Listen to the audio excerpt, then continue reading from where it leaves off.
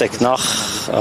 մեր կողմից միջնորդներ ներկայացվել հայցի ապահովում կիրառելու վերաբերյալ, քանի որ այս գործը ինքը դատանը պետք է քննի 2 ամսյա ժամկետում, բայց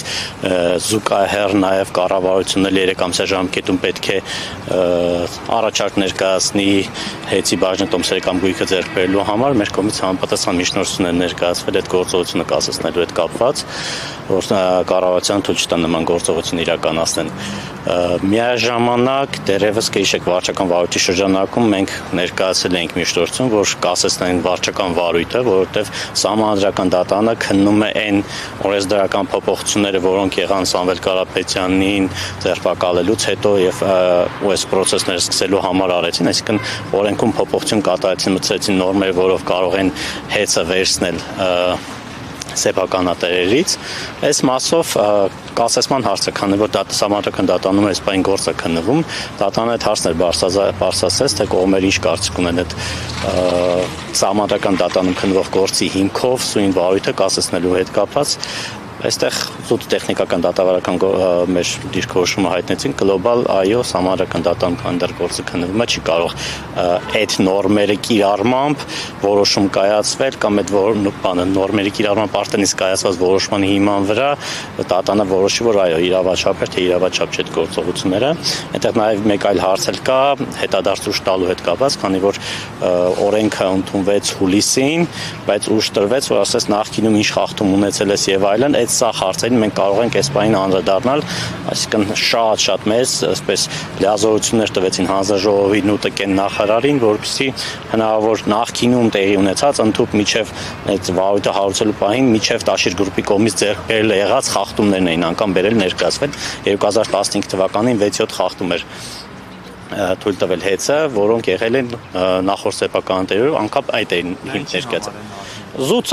ծավալ ցույց տալու ու ժողովրդին ներկայացնելու, որ տեսեք հեծը ինչ վատներ, բայց դա եղել է այն ժամանակ, երբ որ հեծը իրոք քրիտիկական վիճակում էր եւ Տաշիր գրուպը եկավ ձեռք բերեց եւ բերեց Հայաստանի վարկանիշից ավելի բարձր վարկանիշի հասցրեց միջև։ Նախորդ դատական լիցենզիացիան առաջին դատական ցեսնիկի միջնորդներն երրորդն ներկայացնում Այո, կառավարությունը։ Մենք միջնորդել ենք, այստեղ տեսեք շատ հետաքրքիր բան էր, օրենսդրական կարգավորում էր մտցվել, որը այսպես շտապելու հետևանք էր։ Իսկն հանձնաժողովի նախագահը, որպես քվազի վարչական մարմին, միայնա իրավունք էր ստացել վարույթ հարուցել։ Հանձնաժողովը եւ բոլոր հանձնաժողովներ նման կառույցները վարույթ հարուցելու հարցը լուծում են նույն կազմով, ովքերով որ որոշում են կայացնում։ Այս դեպքում օրենսդրական առանձին կարգավորում մտցվեց, ասեց հանձնաժողովի նախագահ, դու միայնա կարաս վարույթ հարուցես ու ծայրահեղ միջոց ընդཐུպ, այսինքն ժամանակավոր կառավարիչ նշանակելու որոշում կարող ես կայացնել։ Ինչի եւ բնականաբար սպասելի էր, արեցին եւ ժամանակավոր կառավարիչ նշանակեցին։ Հիմա մենք դրա համար միջնորդում ենք, ասում ենք բացի այն, որ հանձնաժողովը որ որոշում է կայացել լիցենզիան դատարանելու, նաև վարույթ հարուցելու մասով, քանի որ Մեսրոպյանը միանձնյա այդ որոշումը կայացրել։ Այդ մասով էլ իրեն ներգրավեք երրորդ անձ, որովհետև որպես այդպեսին վարույթ հարուցելու որոշումը դատական կարգով դու չես կարող բողոքարկել։ Ինքը վարչական ակտ չի։ Դրան հետաձգված բողոքարկում ես անում արդեն վերջնական ակտ կայացնելուց։ Երրորդը Ռոմանոս Պետրոսյանին էինք միջնորդել նաև որպես երրորդ անձ ներգրավի, որովհետև էլի ինքն էլ որոշակի քվազի ինչ որ վարչական մարմին է, որովհետև ինքը հեծի ներկայացուցիչ չի, հեծին ներկայացնելու իրավասություն չունի, որովհետև իր շահերը ու հեծի շահերը ակնհայտորեն հակասում են իրար, հակադրվում են, չէր կարող այնպես լինել, որ Ռոմանոս Պետրոսյանի շահերից բխի, որ հեսը լիցենզիայից չձրկվի օրինակ, բայց փաստացի այս պայդրությամբ դատանը մերժեց այդ մասով, չթողեց երրորդ անձ ներգրավել եւ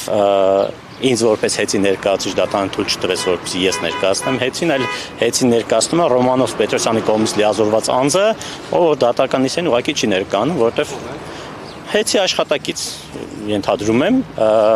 ով որ դատական նիստին չի ներկայանում եւ որևէ դիրքորոշում չի հայտնում։ Պատկերացրեք իրավիճակ, երբ որ ձեզ ամենակարևոր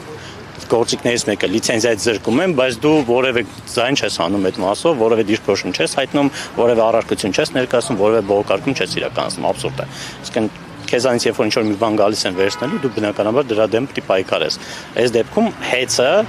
փաստացի զրկված է դատական պաշտպանության իրավունքից։ Ինչպես որ վարչական վարույթի ընթացքում է զրկված էր վարույթի ընթացքում պաշտպանության հնարավորությունից։ կառավարությունը, բայց հաշվի առնելով շատ ակտիվ արձագանքում են, պատասխանում են ձեզ, հա, դատականիստերին են հետևում եւ արձագանքում են կառավարության նկատմամբ, կա հարց կոնկրետ օրինակ ուղիղ հենց նույն Ռոմանոս Պետրոսյանի, որ թեև չի ներկայանում ներկայացուցիչը չի գալի, այս ֆորմատը օգտագործել եւ հնարից միջից։ Հարց որպես այդպեսին չի, ես մի շատ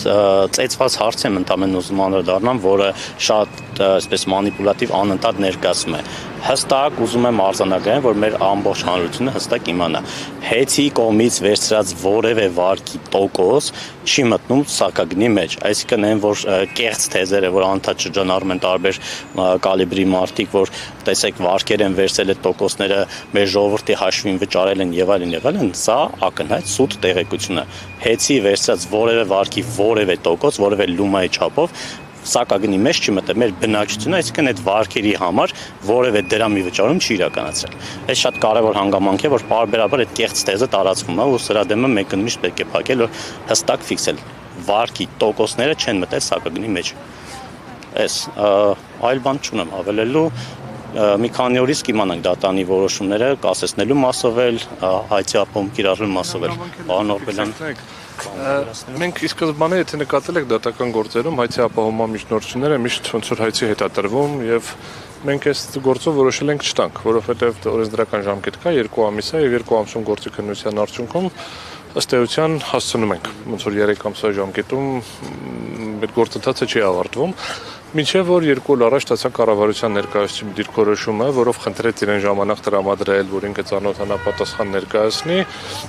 ակնկալելով, որ երբ որ բալանսավորվում է օրենքով սահմանված ժամկետ, մասնակիցների դատավարական իրավունք, հնարավորություն կա, ու ռիսկ կա ապահովելու համար կառավարության ներկայացուցիչի արդար դատաքննության իրավունքը, որ իրեն ժամանակ կտրամադրվի եւ հնարավոր է, որ չենք տեղավորվի 2 ամսում, դրա համար ներկայացվեց այս միջնորդությունը։ Ի սկզբանե մեր նպատակն է 2 ամսում գործը ավարտել, ստանալ որոշում եւ որևէ հայցի ապահովման խնդիր որպես այդպեսին դրված չէր ընդհանրապես, որովհետեւ ակնհայտ էր, որ մենք համոզված ենք հիմնավոր է, որ որևէ խախտում չկա։ Երբ որ բայց մենք դիտարկում ենք արդեն երբ որ կառավարության ներկայացուցիչը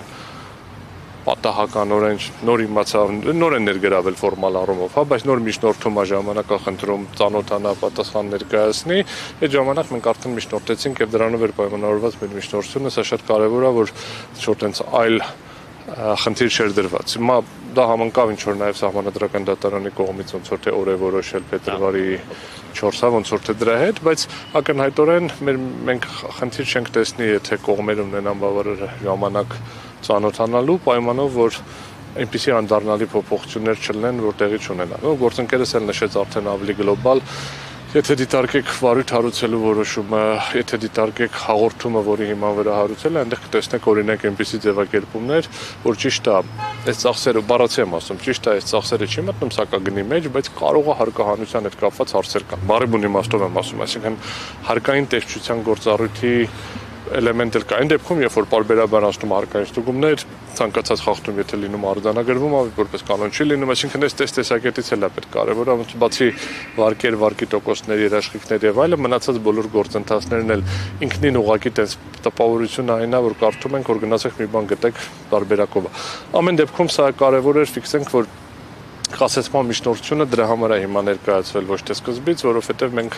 հիմա պոտենցիալ ռիսկ բան իմաստով չեմ ասում, բացասական իմաստով չեմ ասում, էլի օբյեկտիվ պայմաններով պայմանավորված կարող է 3 ամսից ավել տևի, դրանով պայմանավորված խնդրել ենք հայցի ապահովում։ Պարոն Օրբելյան, մենք ուղղակի 4 հետ կապված համաձայնագրում Պատգամավորների 1/5-ը դիմել էր այս օրենքի փոփոխությունը հակասահմանադրական ճանաչելու մասով, ամբողջությամբ չեմ տիրապետում հիմքերը, ինչ հիմնավորումներ են բերվել, ինչ կետերով են բերել։ Մենք ինքներս օրենքի սահմանադրականության որոշակի խնդիրներ տեսնում ենք։ Ամենամեծ խնդիրը ՀՑԿ նախագահին լիազորություն տրամադրելն է, որովհետև սահմանադրության համաձայն ուրեմն պետական իշխանությունը ժողովուրդը յուրացնում է սահմանադրությամբ նախատեսված մարմինների միջոցով, իսկ սահմանադրությունը ինքնավար մարմին է, որպես հանրային ծառայությունները կարգավորող հանձնաժողովն է դիտարկում, ոչ թե նախագահին։ Ամեն դեպքում խնդիրը մենակ վարույթ հարուցելը չի, վարույթ հարուցել եւ դրանից հետո այս հարկադրանքի միջոց է կիրառվում ժամանակավոր կառավարչի նշանակումը, այսինքն այդ որտեղ միայն հարուցելը եթե լիներ, հələ կարելի էր քննարկել։ Երկրորդ մեծ խնդիրը հետադարձությունն է, երրորդ մեծ խնդիրը որը համոզված չեմ, որ սահմանադրական դատարանը այս փուլում կարող է անդրադարձ կատարել, բայց ՀՑԿ-ի կողմից տրված մեկնաբանությունը, որ սա բաների սահմաններում ինչքան ահաբ, ինչքան ապացույց կարող է հետազոտել, չհետազոտել, եւ չորրորդ ամենամեծ խնդիրը գործընկերս էլի շատ հստակ նշեց, դա ժամանակավոր կառավարչին որպես տնօրեն ձևակերպելն է, որովհետեւ ունենք շատ դավեշտալի իրավիճակ։ Ներկայացվել է հայցադիմումը դատարանում քննվում է եւ հետո մեկ էլ այդ հայցադիմումը հետականչվել ժամանակավոր կառավարչի կողմից։ Բողոք ենք ներկայացրել, ասում ենք ինքը չի կարող, բողոքը վարույթի ընդունում, որովհետեւ ասում է որպեսի բողոքը քննենք ժամանակավոր կառավարչի լիաբանապետ, լիազորագիր է պետք։ Այսինքն արդյունքում շատ པարզ սխեմա է, օրենք ենք ընդունում, նշանակում ենք ժամանակավոր կառավարիչ, լիցենզիայի զրկում ենք, չեք կարող պաշտպանվել, որտեղ որ գնում եք դատարան, ժամանակավոր կառավարչի լիցենզիա լիազորագիր է պետք։ Դրանից հետո գալիս եմ եւ ձեր բաժնեմասը ձեր ձեռից առնում եմ, որովհետեւ լիցենզիա չունեք։ Այս փոքր ինչ որ բացառիկ տարբերակը բաժնետիրոջ անունից է գործի քննությունը, ասենց ինչ որ բացառիկ է դարել։ Որտեղ կարող էր այս նույն ձևի ասեն դե դուք էլ ինչ եք ներկայացնում, եթե լիցենզիայից զրկման արդյունքում չառաջանար բաժնետոմսերը կորցնելու ռիսկը։ Դա էլ չլներ, կասեն դե նա ինչ խնդիր ունեք, ինչա ձեր ընկերությունը դե ձերն է էլի, թո լիցենզիա չունենա հիմա բաղնան։ Սա ուղղակի քանի որ բաժնետոմսերը կորցնելու ռիսկ կա, մենակ դրանով պայմանավորված, այդպես ինչ որ շատ բարդեցված համակարգով կարողանում ենք եւ մասնակցել վարույթին եւ բողոքարկել։